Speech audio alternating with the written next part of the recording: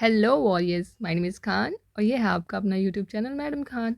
हम इस चैनल पे जीएस पेपर 2 जो प्रीलिम्स का होता है, जिसे सी सैट कहते हैं, उसका कॉम्प्रिहेंशन पार्ट करा रहे हैं। और जिस कड़ी में आज का जो क्वेश्चन है, और ये है 2014 के पेपर से लिया गया, और इसी में देखते हैं कि आगे क्वेश्चन किस तरीके के पूछे गए हैं और हम उसका जवाब किस तरीके से फाइंड आउट कर सकते हैं। तो चलिए शुरू करते हैं। इंग्लिश का फर्स्ट पैसेज, ठीक है। तो मैं, जो लोग कंफर्टेबल है इसमें, तो मैं इसको बस स्क्रॉल कर दे रही हूँ, आप पॉज करके इसको पढ़ सकते हो।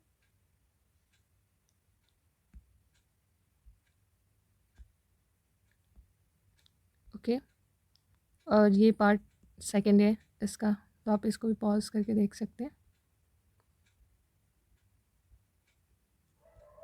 और ये उस पैसेज से रिलेटेड जो क्वेश्चन है वो है,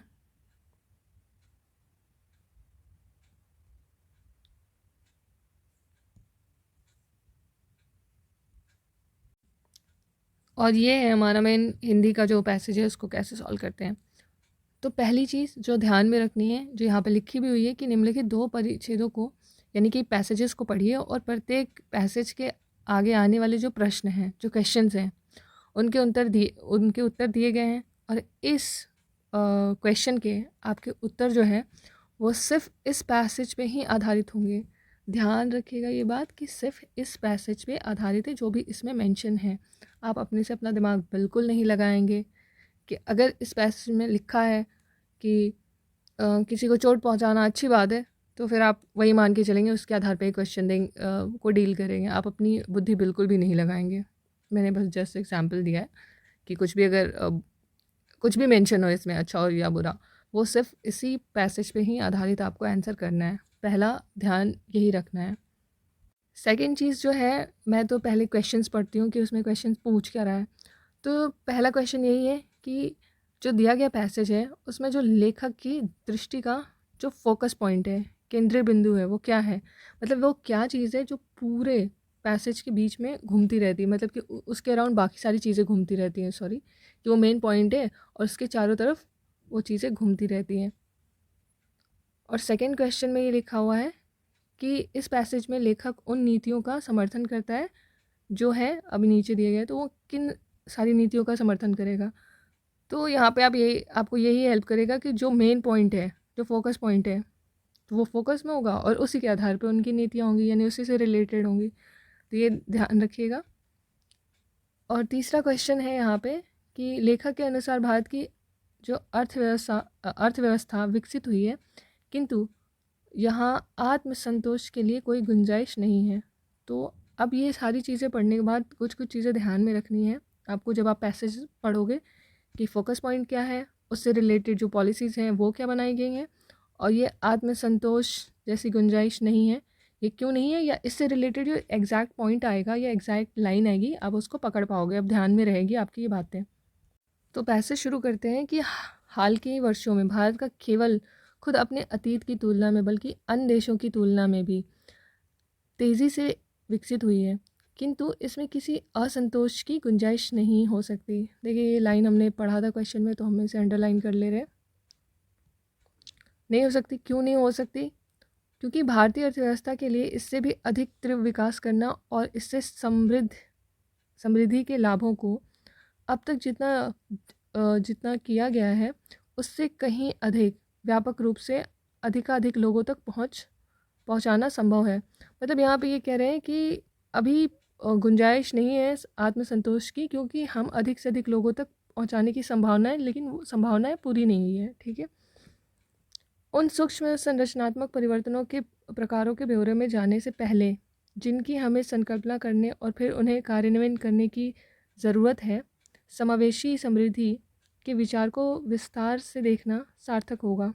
तो यहाँ पे समावेशी समृद्धि के विचार को देखना समर्थन होगा, सॉरी, सार्थक होगा, जो कि इस सरकार की विभिन्न आर्थिक नीतियों और निर्णयों के पीछे एक निरूपण संकल्पना निर्मित करता है। तो ये आर्थिक नीतियों के पीछे क्या है, समावेशी समृद्धि का जो विचार है उसकी संकल्पना का निरूपण करता है। तो यहाँ पे हम लोगों को 2 पॉइंट मिल चुके हैं। एक्चुअली शायद मुझे लग रहा है तीनों ही पॉइंट मिल चुके हैं। पर हम देखते हैं आगे क्या है, फोकस पॉइंट में क्या चल रहा है। समावेशी समृद्धि के समावेशी समृद्धि में रुचि रखने वाला राष्ट्र इसी समृद्धि को एक विभिन्न रूप में देखता है, जो इस पर आधारित है कि क्या समृद्धि के लाभों का जनसंख्या के एक छोटे हिस्से पर ही अंबार लगा दिया गया है, या इसमें सभी लोगों के व्यापक रूप से साझेदारी है। क्या इसमें व्यापक रूप से लोगों की साझेदारी है कि नहीं। अगर समृद्धि के लाभों में व्यापक रूप से साझेदारी है तो यह खुशी की बात है, पर अगर समृद्धि के लाभों का एक हिस्सा या एक हिस्से पर ही केंद्रित है तो नहीं है ये खुशी की बात। दूसरे शब्दों में, समृद्धि को अपने आप में एक साध्य की तरह नहीं देखना जाना चाहिए, बल्कि इसे सभी तक संपन्नता पहुंचाने के लिए साधन के रूप में देखा जाना चाहिए। भारत के स्वयं के अतीत के अनुभव तथा दूसरे राष्ट्र के अनुभव भी यह सुझाते हैं कि जो समृद्धि गरीबी के उन्मूलन के लिए आवश्यक है, परंतु यह एक पर्याप्त शर्त नहीं है।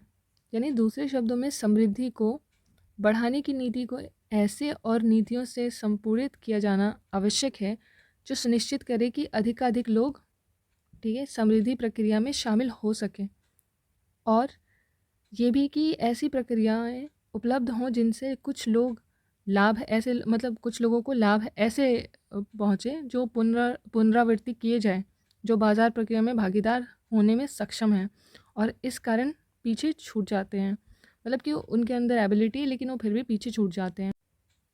समावेशी समृद्धि के इस विचार को एक अधिक सुस्पष्ट रूप देने का एक सरल तरीका ये है कि किसी राष्ट्र की उन्नति और उसके सबसे गरीब हिस्से, यानी कि राष्ट्र की उन्नति और सबसे गरीब हिस्से, उदाहरणतः जनसंख्या के सबसे निचले 20% की जो उन्नति के आधार पर मापा जाए। जनसंख्या के इस सबसे निचले 5वें हिस्से के प्रति व्यक्ति आय को मापा जा सकता है और आय की समृद्धि दर की गणना भी की जा सकती है, मतलब गरीबी की जनसंख्या के आधार पर कि वो कितने गरीब हैं। और सबसे गरीब हिस्से से संबंधित इन मापकों के आधार पर हमारी आर्थिक सफलता का आकलन किया जा सकता है। तो ये गरीबी के आधार पर हमारी आर्थिक सफलता का आकलन किया जाना चाहिए। ये दृष्टि आकर्षक है क्योंकि ये समृद्धि की उस तरह उपेक्षा नहीं करती जैसे कि कुछ पहले के परंपरा वृद्धि दंड, जो मानदंड है, वो करते हैं। यह बस जनसंख्या के सबसे गरीब हिस्से की आय को वृद्धि, मतलब आय की वृद्धि को ही दिखाती है। यह इसे भी सुनिश्चित करती है कि ऐसे लोगों की भी उपेक्षा ना हो जो निचले जो 5वें हिस्से के बाहर हैं। अगर ऐसा हो तो पूरी संभावना है कि वे लोग भी इस निचले 5वें हिस्से में आ जाएंगे और इस प्रकार अपने आप ही हमारी इन नीतियों का सीधा लक्ष्य बन जाएंगे। इस प्रकार यहाँ सुझाए गए मानदंड समावेशी समृद्धि के विचार का जनसांख्यिकी संकल्पना है जो परिणामतः 2 उप सिद्धांतों की ओर ले जाते हैं। तो ये क्या है? यह इच्छा करना कि आवश्यक रूप से भारत ऊंची समृद्धि प्राप्त करने का प्रयास करे और हम इसे सुनिश्चित करने के लिए कार्य करें कि समृद्धि से सबसे गरीब हिस्सा लाभान्वित हो। तो मिला जुला के यहाँ पे आप देख पा रहे हो कि जो लेखक है उसका जो फोकस पॉइंट है, आप बहुत बार देखोगे कि यहाँ पे लिखा है समावेशी समृद्धि दर, समावेशी समृद्धि दर, समावेशी समृद्धि दर। तो उसका मेन फोकस है समृद्धि पे, और जो कि ना केवल आर्थिक हो बल्कि समावेशी हो, और वो निचले तबके यानी गरीबी जो संख्या है, गरीबों की संख्या है, उनको लाभान्वित पहुंचाने के लिए कोशिश कर रहा है। ऐसी नीतियों पे फोकस करने की कोशिश कर रहा है जो गरीबों को गरीबी को दूर करे या गरीबों तक अपनी पहुंच सुनिश्चित करे। तो ये यहाँ पे तो हमें इतना समझ में आया इस पैसेज से। नेक्स्ट टाइम क्वेश्चन कैसे डील करेंगे, तो खैर ये क्वेश्चन आपके सामने है और आप पॉज लेकर के इसका आंसर खुद से करिएगा, उसके बाद हम आगे इसमें आंसर तो दे ही रहे हैं।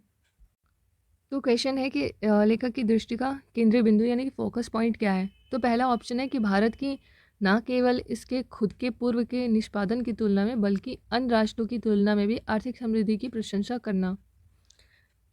ठीक है, अब नेक्स्ट देखते हैं। आर्थिक समृद्धि की आवश्यकता पर बल देना जो देश की संपन्नता की एकमात्र निर्धारक है। ठीक है, आर्थिक समृद्धि पे बल देना, ये भी लिखा हुआ था बट ये एकमात्र निर्धारक नहीं है। ठीक है, यहाँ पे आर्थिक समृद्धि की बात की गई है, उस पर फोकस पॉइंट दिया गया है।